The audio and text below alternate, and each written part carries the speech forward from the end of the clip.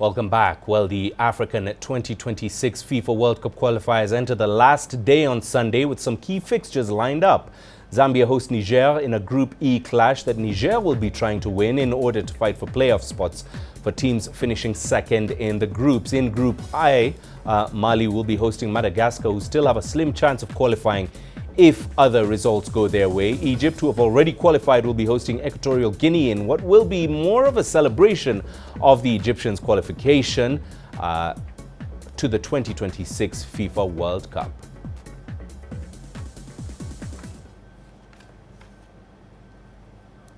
Well, to digest the recent developments as the Africa 2026 World Cup qualifiers come to a close, we're now joined live from Lagos, Nigeria by a friend of the show, Onyinyechi Ogu-Obaro. Onyinyechi, welcome back to our program. And to start us off, North African teams have already grabbed 4 of the 9 African tickets to the World Cup next year. Where does this leave the wider picture of African football?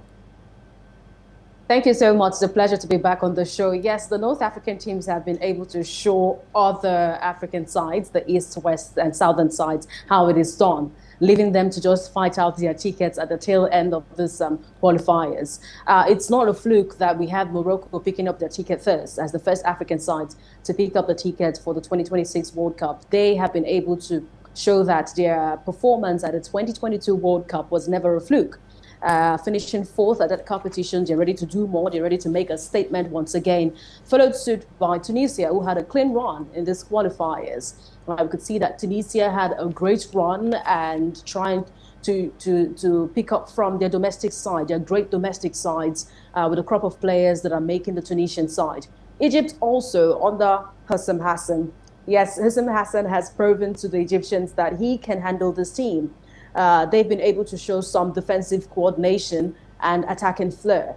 Mohamed Salah having to create that record as the most scoring African in the qualifiers, beating off that of Didier Drogba. That's evidence there coming from Egypt and how they were able to book their ticket.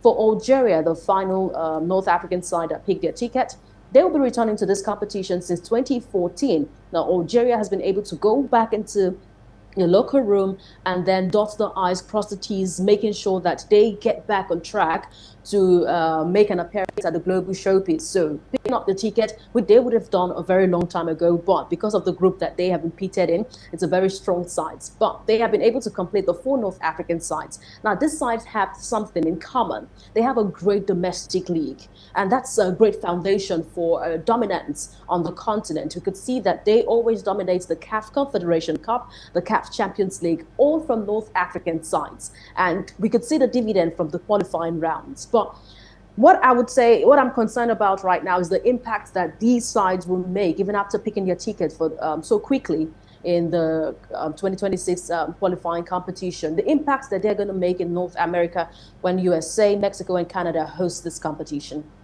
Right, let's head to your neck of the woods now, Onyinyechi. The fate of the Super Eagles is now seemingly out of their hands. In brief, where did the mighty Nigeria, a country that has, of course, produced the last 2 African Player of the Years, get it wrong this time? I think they did a lot of things wrong. Yes, I'm a patriotic Nigerian, but I have to say it. I have to call a spade a spade. They did a lot of things wrong, starting up from the handling of the team. We had 3 coaches, tutored this team in this qualifying rounds. We had Jose Posiero, even after coming up the silver medal from the 2023 African Cup of Nations, then Finidi George, and now Eric Schell. So 3 coaches tutoring the sides during these qualifying windows, and we've not been able to take advantage of some home matches. We drew some matches that we should have won. The match against Lesotho, the match against Zimbabwe, we should have been able to get that done with 3 points, but we drew them. Also, we had some defensive lapses where the captain of the side, who is the defender of the side, gifted South Africa 1 goal from that match in Bloemfontein. All these have been problematic for the team. So from the onset of the preparation for this qualifiers, they've gotten every single thing wrong. Having to depend even on one man, one player, to churn up the goals. If there is no Osimhen, there is no goal, has been the biggest problem of the team. We're not seeing that mentality of this team. We're not seeing that that mentality, as we've seen from the 94 team, from the 98 team, with this crop of players we have of the Super Eagles. Yes, they also have some off-field challenges that has really put them back, that's really set them in the path of failure. I'll be hoping for the best, as we've always done. They say hope day when it comes to the Super Eagles. We'll hope for the best in the final game against Benin Republic.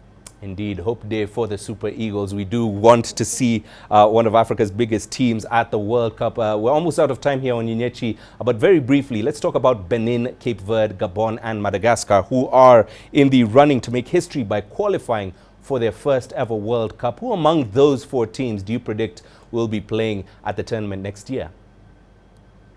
Right now, I would say that there are no minnows in African football, because these teams have proven that, yes, they can dream big. Cape Verde, they had just that chance. They would have had their ticket against that game against Libya, but just for the no-show of the video assistant referee. Cape Verde is one team that I'm looking to be a team who's ready to dream big. They've showed that they've been able to break that jinx of the myth in football and have been able to show people that small teams in Africa can dream big.